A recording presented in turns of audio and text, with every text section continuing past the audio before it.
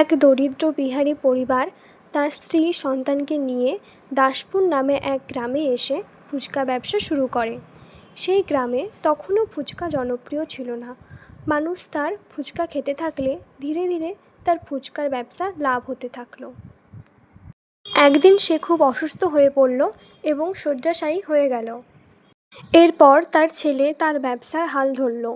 তার ছেলে দেখতে খুব সুন্দর ছিল এবং তার ফুচকার স্বাদও ভালো হওয়ায় তার ফুচকা দোকানে লোকের, বিশেষ করে মেয়েদের ভিড় বাড়তে লাগলো। এভাবে সে বড়লোক হয়ে উঠল এবং বড় পাকা বাড়ি করল, গাড়ি কিনল। তার বাড়ির গ্যারেজে অনেক গাড়ি ছিল। এভাবে সে অনেক প্রতিপত্তি হয়ে উঠল। একদিন এক বৃদ্ধ লোক তার ফুচকা দোকানে আসে। তাকে 10 টাকার ফুচকা দিতে বলে, কিন্তু তাকে সে ভিখারি বলে অপমান করে তাড়িয়ে দেয়।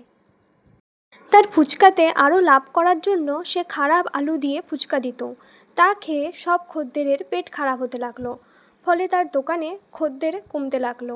একসময় তার দোকানে আর কেউ আসলো না।